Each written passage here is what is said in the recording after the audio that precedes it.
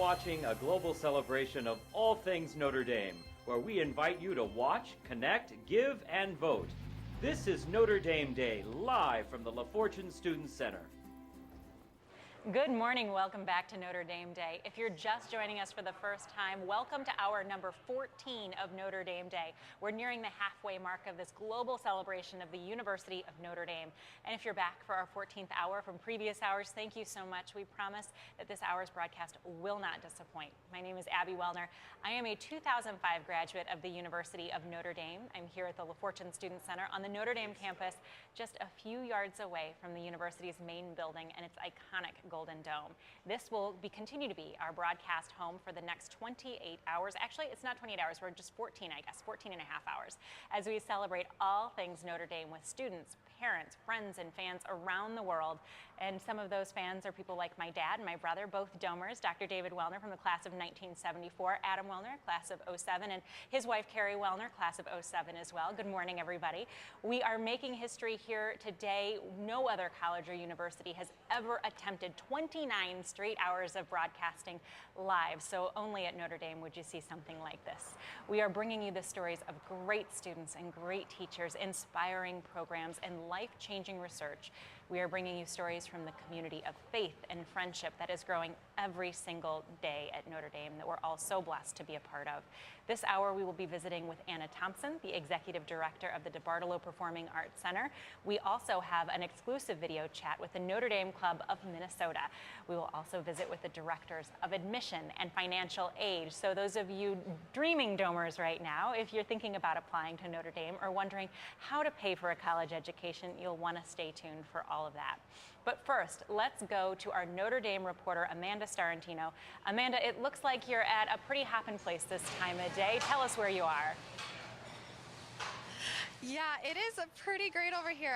Abby, I'm over at the South Dining Hall, and it smells delicious in here. And if you've ever wondered what it's like to have breakfast at Notre Dame, well, here it is, and it smells delicious. There's eggs, there's fruit, there's a lot of options for breakfast. So if you're hungry and have lots of classes ahead of you or just hanging out in your dorms, I think this is the place to start your day in the morning. And so we're going to head over actually into the dining hall where some students are sitting right now. So we're going to head over here. Follow me over here. So what's really cool about the South Dining Hall is that it was recognized by Men's Health magazine as having some of the best dining halls in America. Now that's pretty cool for a college campus. My college wasn't anything like that, so I kind of wish I was here. So as you can see, students are having their morning breakfast, getting ready for those finals or whatever. And we have some students that will talk to us about how great their breakfast is. So what's your name? Hey, I'm DJ. DJ, okay, what year are you? I'm a junior, finance major from O'Neill Hall. Okay, so tell me about your breakfast. Looks like you just finished up. How was it? I mean, delicious. Any day you get cinnamon muffins is a good day. Okay, well, he's got his muffins. Look like he had his eggs, some veggies in there. I don't know what that was over there. Looks like ice cream maybe in the morning. I don't know. But it looked like whatever you wanted you could have here, and everyone seems to be enjoying their breakfast. It's kind of quiet in here right now. It is still pretty early to be here, so looks like everyone's enjoying it. Would you recommend to come and eat here? Oh, yeah, absolutely. If you have a little time before classes, grab an omelet or, yeah, maybe some bacon. Get your morning studying in, talk to your friends, catch up on life and drama and everything. It's part of the day. Yeah, and so for all of you who have never been here, what's the best thing about coming into the dining hall? I mean, the consistency. It's always terrific food. You can always count on seeing a few of your friends here, and I don't know, it's just a good start to the day. Kind of bummed you finished that already. I'm kind of hungry. I might sneak in there to grab some food before I head back. So doesn't this make you hungry? Because I'm really hungry, Abby. Back over to you. All right, thanks so much, Amanda, and enjoy your breakfast. And we're going to head over and talk about another building on campus. Since opening its doors in September 2004, the University of Notre Dame, the DeBartolo Performing Arts Center here on campus, has become an integral part of the university and local community, now welcoming more than 100,000 patrons every year. The center facilitates learning that reflects the university's distinctive liberal arts tradition through the exploration of music, dance, and theater and cinema. Take a look at this story.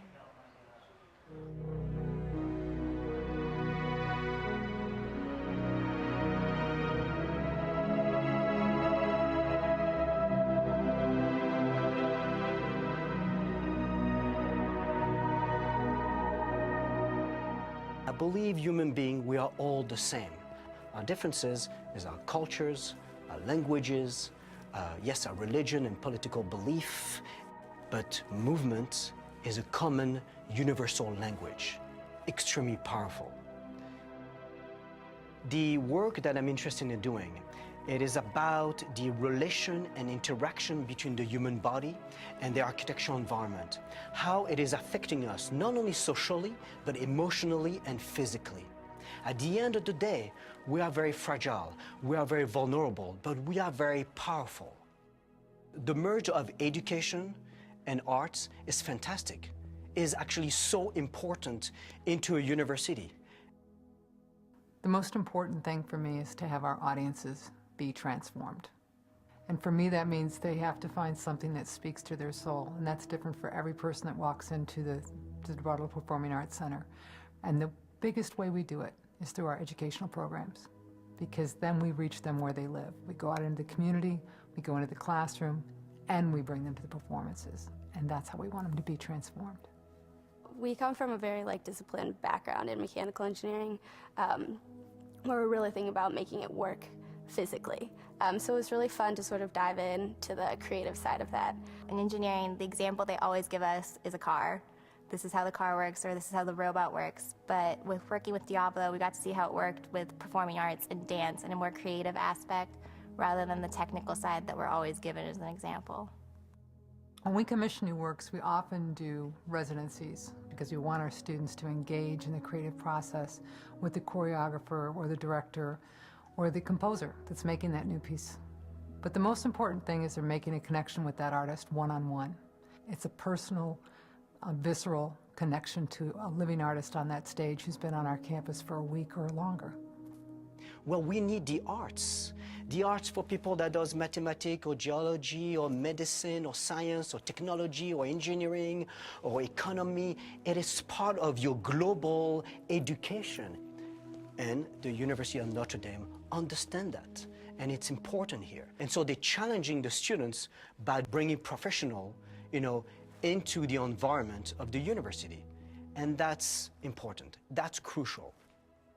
Everybody has something that makes their own soul sing and reaches them. And we want them to find that within our 5 venues.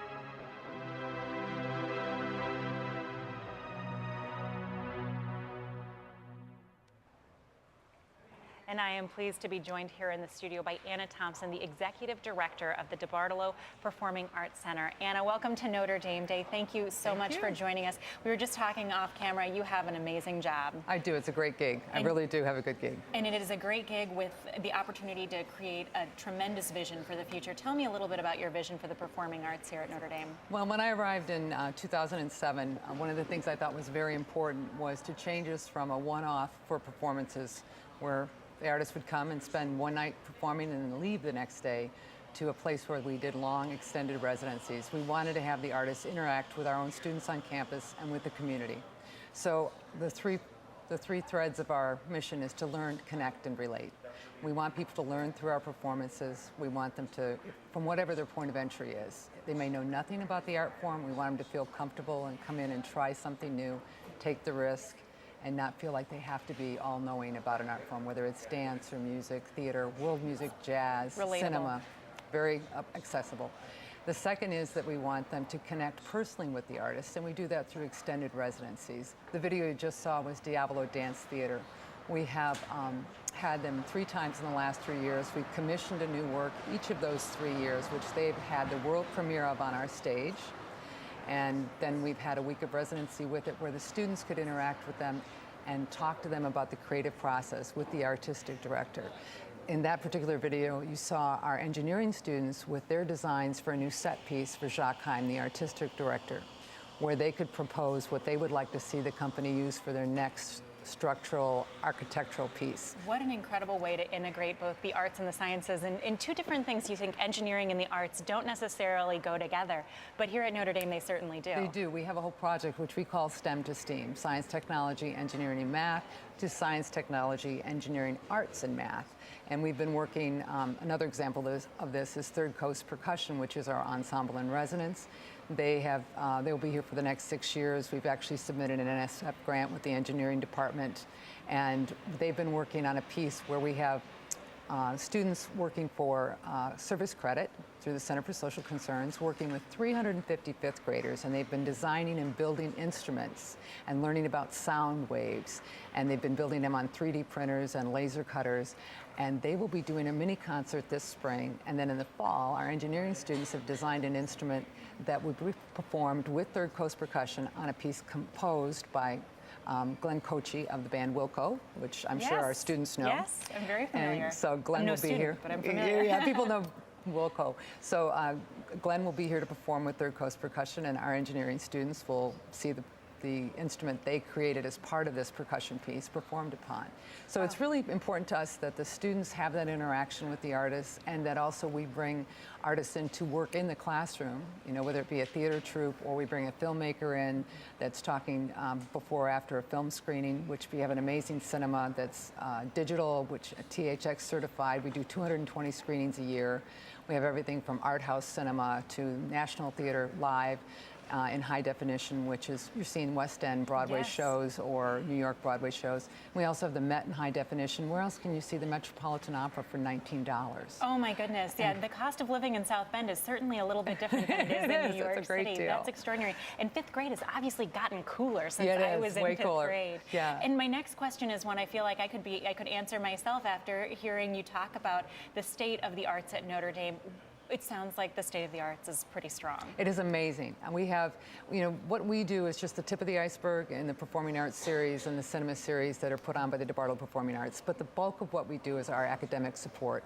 That's about 78% of what happens in the building. And that's about 750 to 800 performances a year in 10 months. So it's student recitals, it's faculty recitals, it's ensembles, a jazz ensemble, glee club, chorale, band, wind ensemble, all of those things. Theater department, opera at Notre Dame's taking place this week. Shakespeare at Notre Dame, they're wonderful productions that happen every August, and Actors from the London Stage, which happen in Washington Hall all year long. It's a very vibrant arts community, and we are so lucky to have all of that here at Notre Dame. Not only the students that come and sit in the audience, but all the students that are actively participating in the arts, which is what makes it really wonderful. And our marching band, I must add, because I started out as a band director.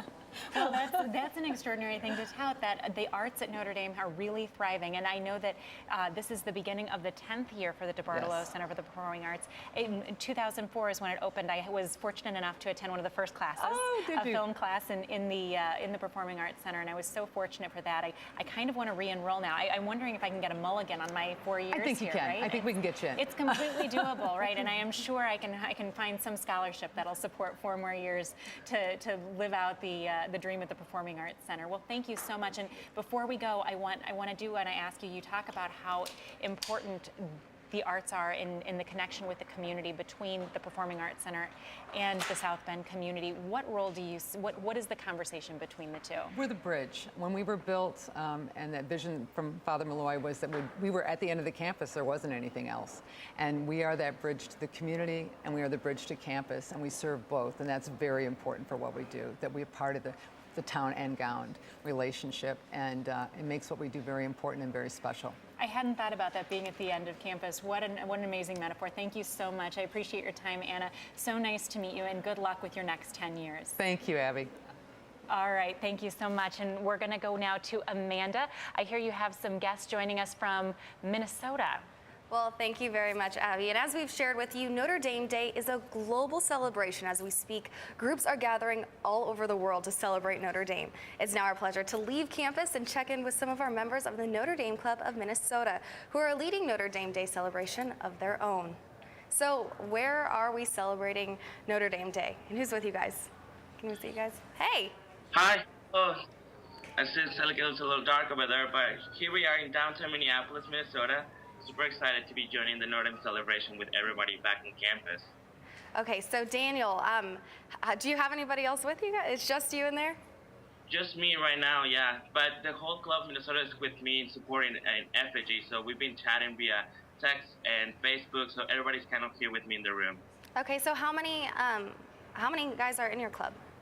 We have over 300 members that are actively registered and that are coming out to every event that we have. We have dozens of events each year, and it's fantastic to see such a strong community here in Minnesota.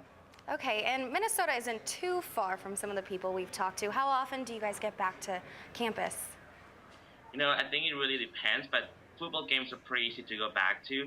A lot of our friends will carpool down to the games, and each spring we represent Minnesota pretty strongly at the Alumni Leadership Conference as well. So we go back as often as we can. Okay, and if you could tell the Notre Dame family one thing they should know about the Notre Dame Club of Minnesota on Notre Dame Day, what would it be? I think just to get involved, come out to the different events that we have. As I mentioned, we do so many things with both the community and with each other from a social standpoint. We have the Notre Dame Night coming up on May 22nd, and Aaron Kaufman-Harding is going to be our guest speaker. So we're very excited about that. And like I said, just check us out on Facebook and see what events interest you and come out and meet us. All right, well, Facebook is a hot topic, and we'll definitely be hitting up that. So what is your favorite part about Notre Dame? What makes you absolutely love Notre Dame?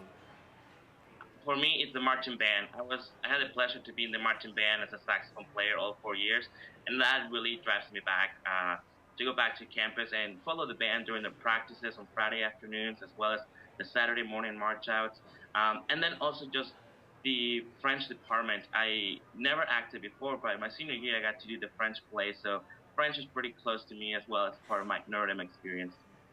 All right, and what is your prediction for the upcoming football season? That's a hot question. Everyone's getting it. What do you think? I think with Everett Golson back, we're definitely going to go undefeated once again this season. So I'm very excited to see what the football team is going to do this coming football season. And we hope to see you out here during football season. And thank you for joining us, Daniel, all the way from Minnesota. And we hope you. No, thank you. Have a great day. Hopefully the weather over there is nicer than here. It's kind of rainy and gloomy here today. Not the best, but we make it work. Weather. Okay, well, thanks for joining us. And now we're going to get back over to Abby. And Abby. Thanks so much, Amanda. I am pleased to be joined in the studio by Bob Mundy, Director of Admissions, and Mary Nucciarone, Director of Financial Aid. Welcome to Notre Dame Day. And I know that's a phrase, you're the ones who usually have the Welcome to Notre Dame phrase, a corner on that market, because you're the first people that incoming students see. It's such an exciting job for you, and you are the first look at this incredible class that we get every year. And I know, Bob, there was a recent article in The Observer about the quality of the incoming freshman class. Tell me a little bit about what we're seeing. Well, we're really excited about this class. As you recall from that article, it highlighted some of the great statistical sides of things, but every bit as important and beyond that, in addition to these young men and women who are about to become Notre Dame students, who have these great academic gifts, they have those intangibles that make Notre Dame the unique place that it is. They understand the responsibility that comes with a Notre Dame education. I think they understand that their gifts, that the value of their gifts is multiplied when they actually give those gifts away, when they share those gifts. And I think that's, again, one of the characteristics that makes Notre Dame a unique place in the higher education scene. And I am a little bit biased, but I have to agree. I do think it is a very special, very unique place. And Mary, a lot of times now we're hearing in the news about the cost of higher education, and the question comes up time and again, is it worth it? We all have our own opinions about the investment in a Notre Dame education, but what can you tell us about the value of investing in such an education? Sure. Well, you know what I'd say, Abby, is education just in general is the only non-depreciable asset that I can think of. So investing in an education and the level of quality of Notre Dame, when we look at alumni surveys, we're among the top 3 for the satisfaction. And so our graduates get great jobs. They go out, they're community leaders. And I think it's an unsurpassed education that develops the holistic person, the mind, body, spirit. Is it a value that I would invest in? Definitely I would. Great return. I would agree. I think that there's a reason that something like Notre Dame Day is successful, and that's the people who walk off of this campus 4 years after they first step on, or 5 years for those who are fortunate enough to draw it out a little bit longer. The dedication to this place is, I think, unsurpassed. And Bob, when you are looking at creating a freshman class, you have 2,000 slots to fill. Correct. That's not very many in the grand scheme of things. I know I'm very grateful to have gotten in when I did, because I look at the statistics now and I think, how do they do it? How does the quality improve year after year? And when you have all of these applications, what are the things that you are looking for to make a Notre Dame class?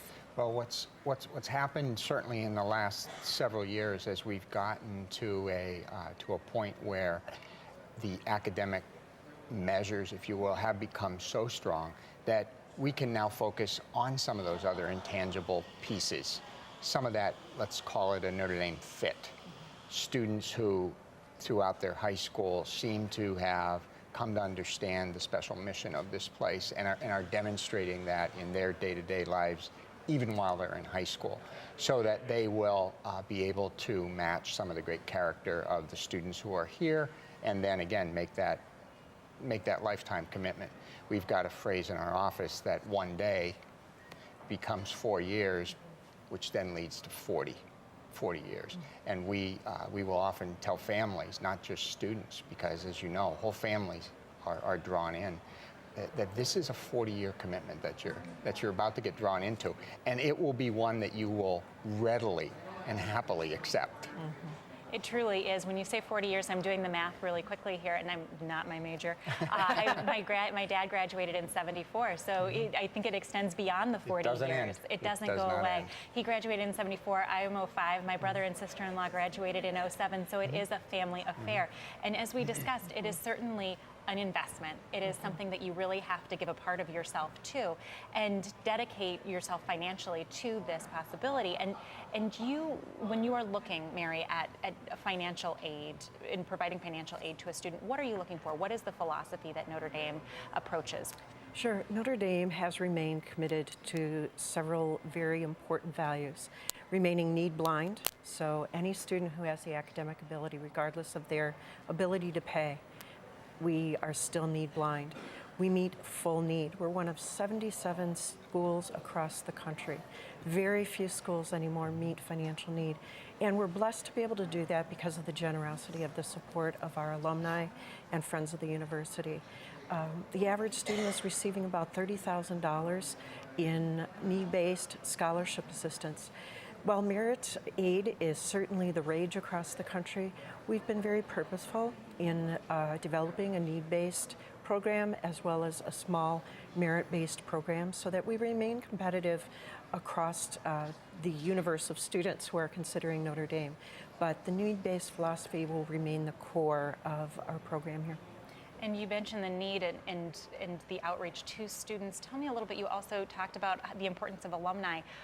What role do alumni play in helping students accomplish their goals and get through their 4 years here at Notre Dame and into the next 40? Sure. Bob, I'll let you first. Sure.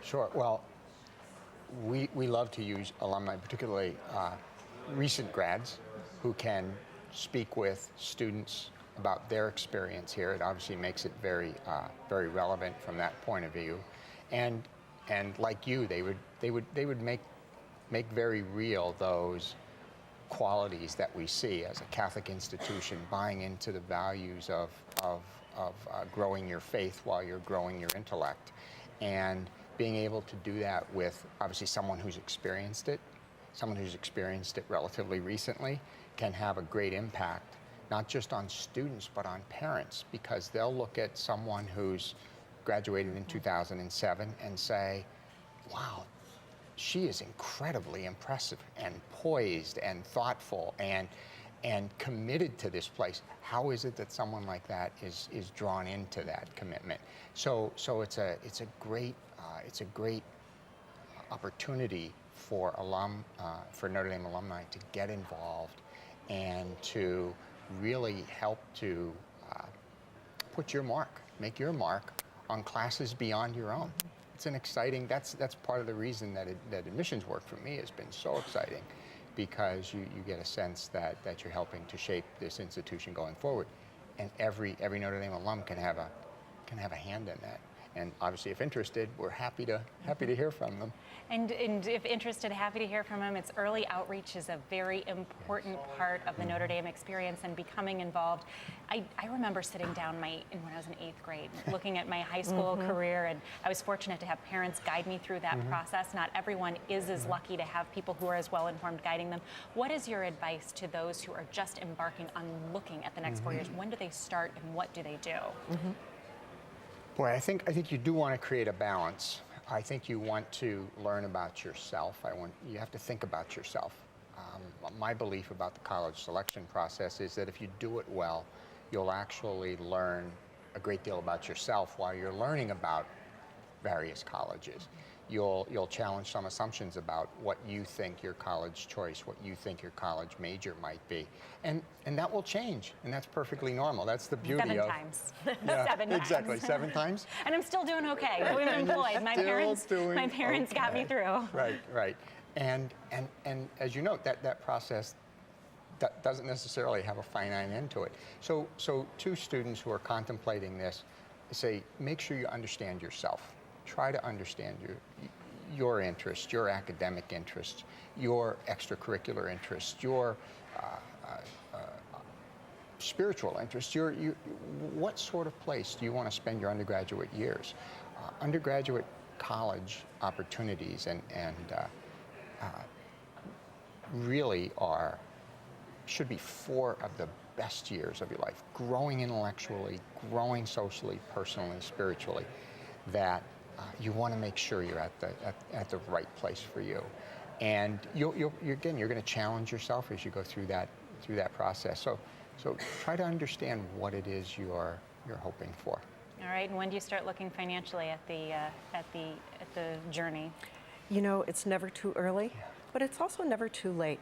One of the things that we have developed, and families aren't aware, is savingforcollege.nd.edu. It's a great website about how to plan and prepare. So parents, grandparents, aunts, uncles, and I think especially for students when you're in your high school years, start to learn the lingo of financial aid. So when you get through the application process and to that financial aid process, it's not such a foreign language for you. I think the other myth is that families feel if they save, then they're not going to get financial aid. Statistically, that's just not accurate. And what I would say is saving for college gives the student and a family a choice on where the student can go to college versus taking on a lot of loan debt, which is a whole other conversation we can't go into today. Exactly. I think this conversation could go on for many, many hours with the two of you, but we'll wrap it up for now. Thank you so much, Mary and Bob, for joining us.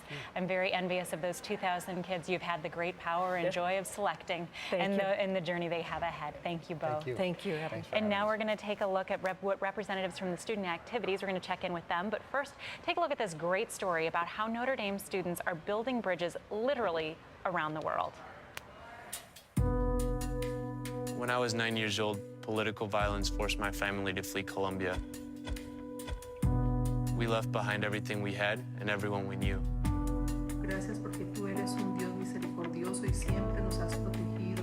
My father was an engineer, but in America, he had to work a minimum wage job. Amen. No one in my family spoke English. All of our clothes and our car came from local charities.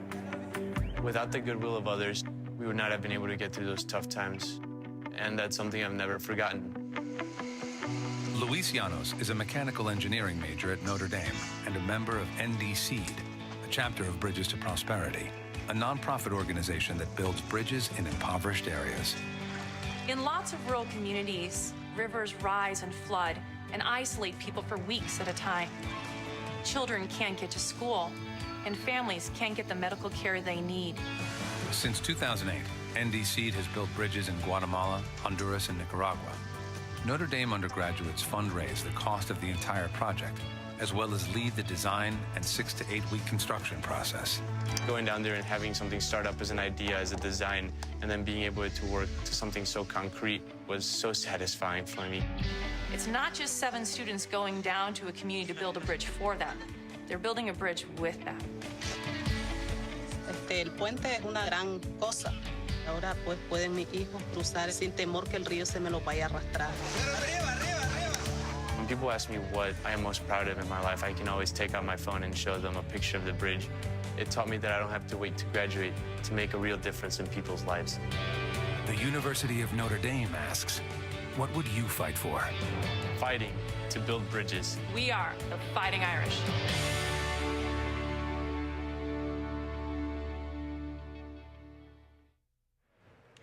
Welcome back to our live set. I am joined by Caitlin Mendoza and Emmanuel Kennedy from Student Activities and Outreach. Tell me, first of all, we have to do the requisite Notre Dame introductions.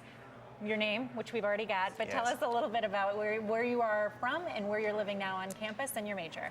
Absolutely, though. But I'm actually a staff member on campus, so my name is Emmanuel Kennedy, and I work as an assistant director in the Gender Relations Center. And I'm originally from La Crosse, Wisconsin, and yeah, I'm working here at Notre Dame right now. This goes to show my age. I've said this many times over the last 24 hours. I walk around and everyone looks like students to me because I'm convinced the actual students can't possibly be students. They're not old enough yet. Somebody's letting children into college. All right, and tell me a little bit about your role here, Caitlin. And my name is Caitlin Mendoza, and I work in the Student Activities Office, working primarily with Hall President's Council, the residence halls on campus, Junior Class Council, and a couple of other student groups that we have. All right, and what brought you guys to Notre Dame? We'll start with Caitlin. I needed a job after grad school, and I was blessed enough to be provided with this position, and I've found my calling where I love working with students, the amazing opportunities that are here at Notre Dame. And when Notre Dame calls you to come here, it's kind of hard to say no to God. You know? It is a good way to look at it. It's not no to a move to South Bend, where the weather isn't always perfect. They said that the weather was a little rough this winter, but the summer will be beautiful. Yeah. So just count on that. It really is a great place in the summer. When the students never get to appreciate it like that either. Right. And Emmanuel, tell me about you. How did you wind up here? Absolutely, yeah. Just like Caitlin for the job, though, but specifically with my job, I work with in developing our young men on campus, and so that is something that I really enjoy, and it's something that I can do every day here at Notre Dame. So. And you guys are integral in forming the leaders of Notre Dame, the student body leaders. Tell me a little bit about how Notre Dame forms these qualities in individuals to make them role models around campus and true leaders, both here and after they leave. Yeah, one of the student organizations that I advise is our Men Against Violence organization. And one of the cool things that we get to do is that we do a lot of different programs as well. But I know something that they have struggled with in the past is just figuring out how to get started. And myself as their advisor, what I can really do is say, hey, you guys are the ideas folks. Just have the ideas. We will get you there, though. And so just giving them the resources and the tools that they need in order they can be successful. It actually has worked to the degree that next fall they already have 3 programs on the docket. So it's really great that I can be a part of that process of forming them. That has to be an extraordinary feeling for you to know that you're able to develop these students and give them a strong role in creating programs that don't exist yet, but will form the future students at the university. Absolutely, yeah. We tell them to dream big and spread your wings and fly. And that's exactly what we're trying to have them do, not just within their programs, but then when they go off into the real world, they can really do the same thing to make our world a better place. All right, and that is my next question. Moving on to the real world, Caitlin, how do the things that these leaders learn here on campus translate beyond the dome? It's so applicable because there's something about being able to work with your peers that just prepares them to work with other people that they'll be working with in the future. They realize that while you are here to work with other individuals, it's like it becomes that much harder to hold your other individuals accountable when it's your friend, right? So they learn about time management, they learn about the big word, the delegation piece, and holding others accountable. And those are real life skills that we try to prompt them in their jobs. They make our jobs honestly that much easier because they are so driven and they want to do so well. So when they have these different programming ideas, they work with other vendors in the South Bend community. They talk to other providers, and they build these really great networks of community as well. And no better place to start. Absolutely. Caitlin and Emmanuel, thank you so Thank much you. for joining us. We really appreciate it. Thanks for taking part in Notre Dame Day. And coming up, we'll be visiting with 2 Notre Dame juniors who are student leaders. But first, let's take a look at this story about how Notre Dame is fighting for a more generous world. We all have the power to transform someone else's life. And every day, some people do. 13-year-old Katie grows thousands of pounds of food a year in her garden to feed needy families like mine. When the housing market crashed, my coworkers agreed to cut their salaries. Layoffs were avoided, and I was able to keep my job. 30 years after graduation, Chris, my college roommate, gave me his kidney. He saved my life. So why do some of us give so much and others so little? And how can we help other people become more generous? At the University of Notre Dame, sociologist Christian Smith is leading an international research effort to study the causes, manifestations, and consequences of generosity. It's a premise of our project that a more generous world is a better world. We are doing something truly unique here in studying generosity scientifically instead of philosophically. Notre Dame is awarding grants in fields of research from psychology to genetics, with funding from the John Templeton Foundation. Notre Dame has taken a leadership role in putting a bright light on the topic of generosity. With these grants, we've done everything from map social networks in Africa to recruit subjects from around the world to participate in experiments, all directed at understanding why are we generous to each other. The goal of our research is to provide the tools and the insights to people and organizations to help make the world a more generous place. The University of Notre Dame asks, what would you fight for? Fighting to feed the hungry. Fighting for our co-workers. Fighting to save a friend. We are the Fighting Irish.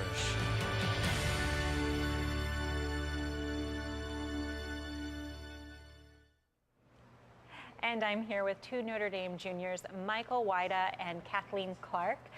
As I mentioned, both juniors here at the university. Welcome. Let's hear the standard introduction. Michael, you are from what hall? I'm from Duncan Hall. And you have to put a plug out for Duncan Hall and alumni voting. As I understand, it's a little bit harder for you guys. It is a little difficult. We only have like just under 200 alumni, and we're facing Soren, which has been around for a long time. Exactly. Well, and you mentioned Duncan Hall. My immediate reaction was, huh? Because it wasn't around nearly 10 years ago when I was here. And so you just got a couple of years under your belt, but still representing well. We had a concession stand outside of Dillon Hall, and a lot of alumni thought that when we said we were from Duncan Hall, we actually meant Dillon. They're like, oh, you mean Dillon right behind you? And I'm like, no, no, no. That's just our location. Exactly, and we know our name. Got it. And Kathleen, you are from Farley Hall. I have to say, I know that it has a rich alumni history because it goes back to the point where my father was, he's a Notre Dame grad in 1974, lived in Farley Hall, and he is still bitter to this day that it is no longer a men's hall. But you're representing well. We've tried very hard to hold on to the traditions of the dorm. We celebrate Pop Farley Week every year and visit with Father Hesburgh, who was the first rector of Farley when it opened in 1946. What So a terrific we're claim to connected fame. with our history. You certainly are, and if I'm not mistaken, and we'll check in with the social media room a little bit later, but Farley was on the top 10 list. We try. Very We're well pretty done. fine. And you guys are both student leaders here on campus. Kathleen, tell me a little bit about the leadership role that you hold. Well, I've had the great honor of serving Farley Hall Council for the past 3 years. My freshman year, I was a section rep, just kind of a simple way to get involved in the hall government structure. My sophomore year, I served as the student union board representative for Farley Hall, which meant that I communicated the programming happening with student union board back to Farley Hall, got their feedback, and tried to help maintain that relationship. And then this past academic year, I had the great pleasure of serving as Farley's president, which was really one of the most rewarding experiences of my time here.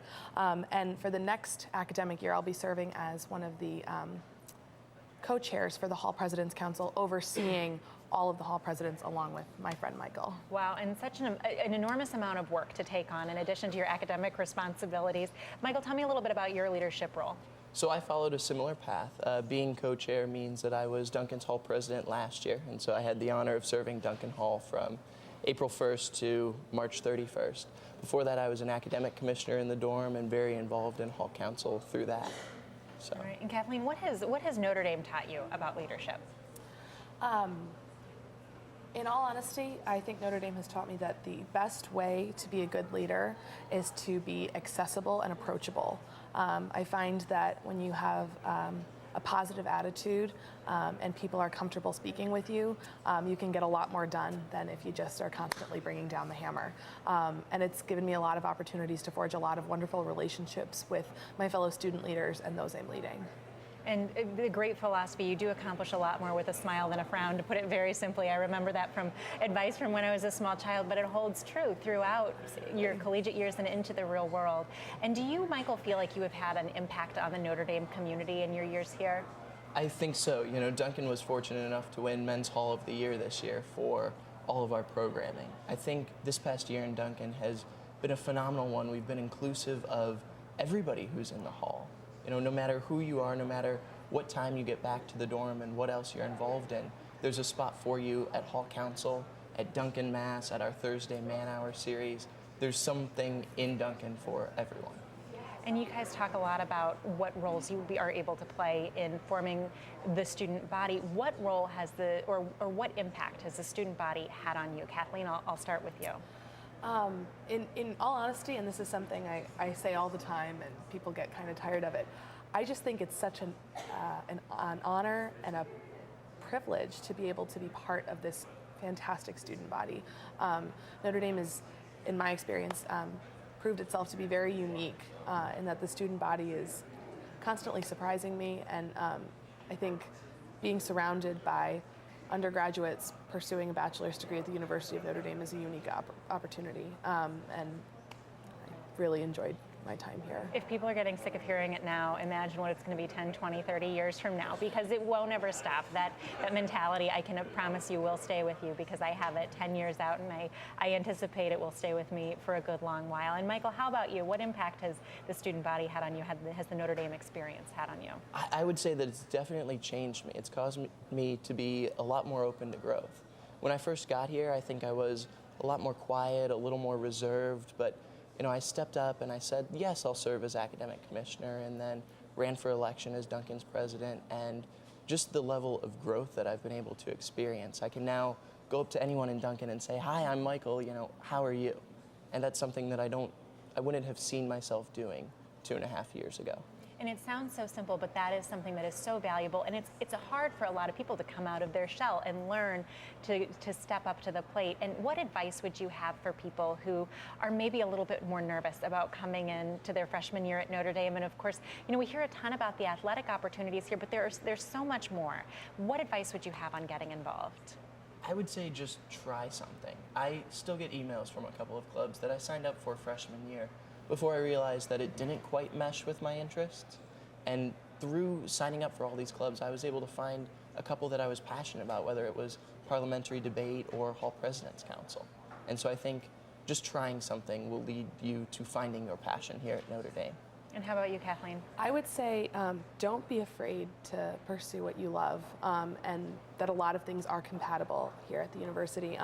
In addition to being very involved in hall government, I also sing with the Notre Dame Liturgical Choir, and I'm a member of the Notre Dame Dance Company, and I've been involved in student theater. So there are a lot of ways to get involved, and I would absolutely encourage people to take advantage of those opportunities, because they are only here for the 4 years that you're here.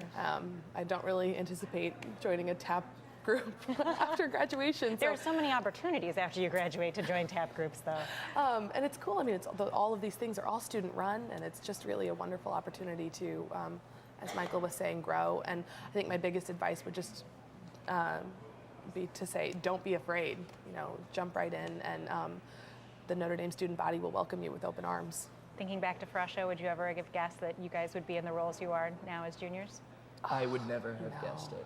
I don't think so. All right. Well, congratulations on making the most of your time here. You certainly are a great example of that. So thank you so much for joining us this morning. It is early on a Monday morning.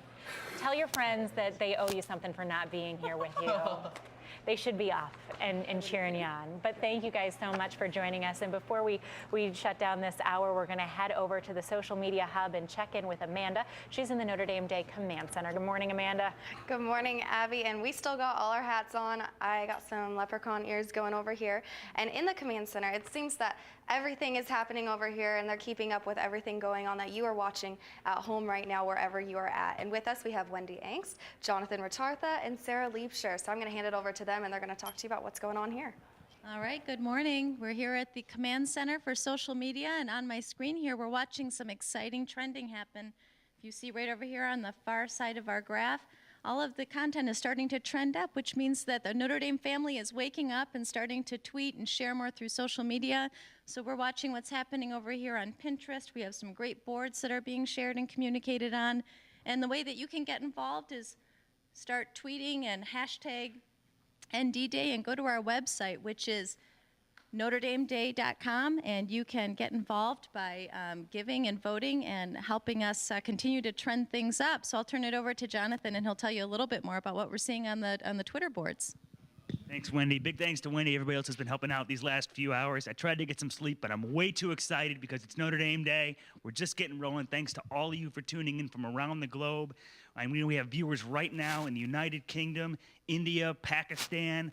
Welcome to all of you. Spain, we're so glad you're joining us. We want y'all to get out there, go to NotreDameDay.nd.edu, hit that big green button, give and vote, and help make a difference for the university today on Notre Dame Day. Now, what's happening on social media right now?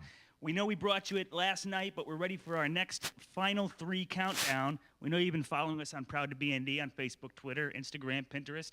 We gave you our top 3 years yesterday. Now we're going to do our top 3 Did You Know moments. So, without further delay, top 3 Did You Knows. Number 3, an Irish Terrier was at one time the Fighting Irish mascot. Look at that. I think his name was Clashmore Mike, one of them. Number 2, the fight song was first performed at Notre Dame on Easter Sunday in 1909, the greatest band in the land. And number 1, the Leprechaun, drawn by Ted Drake, was on the cover of Time magazine in 1964. Our top 3 Did You Knows here on Notre Dame Day. So again, thanks for tuning in. I got to tell you, Sarah, I'm sick of wearing these hats. Sick of it. Well, what can we do about good that? news, Jonathan. Take a look, everyone, at our total gift count. We just recently, in the past hour, crossed the 1,000 gift mark. We did and you it. know what that means. Hats are coming Let's off. do it. That's No it. more Hats hats. are off. All right. All right. I'm also really excited to point out that we've also gone north of the $500,000 mark. So a big thank you to everyone that's given so far. Let me scroll down and show you. Remember, every time you make a gift, you get 3 votes, right? 3 votes to pick the 3 most important areas of interest at the university for you. So let's take a look here at academics, athletics, and the centers. No surprise, undergraduate business leading the way. Wendy, I've been giving her a hard time. Undergraduate business, 5 years in a row, #1 school in the country. So no surprise that they're leading the way here academically either. A little bit of a surprise athletically. Near and dear to my heart, women's basketball is towards the top, but look at our rowers coming through with a strong showing, almost 3% of the votes.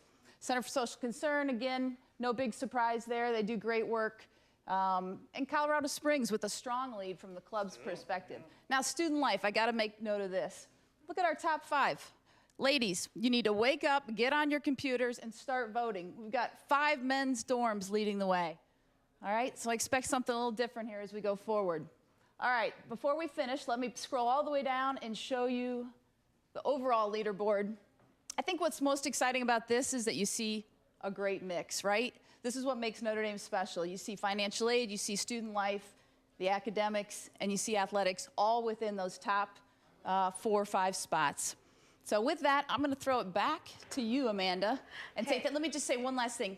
Guys, thanks for all that you're doing. This is making a huge impact. Keep up the good work, and go Irish. Thanks, I got my own mic. So over here, coming up next hour at Notre Dame Day, we have a live piano performance at the Layton Concert Hall. And then we're going to head over and talk to Dean John McGreevy, class of 1986, from the College of Arts and Letters. And even more, we're going to live visit with the Notre Dame Club of Columbia. So some more visits across the nation with everyone watching. And then we'll talk to the College of Arts and Letters, and we'll have a debate of the top 20 Notre Dame movies. So stay tuned to Notre Dame Day.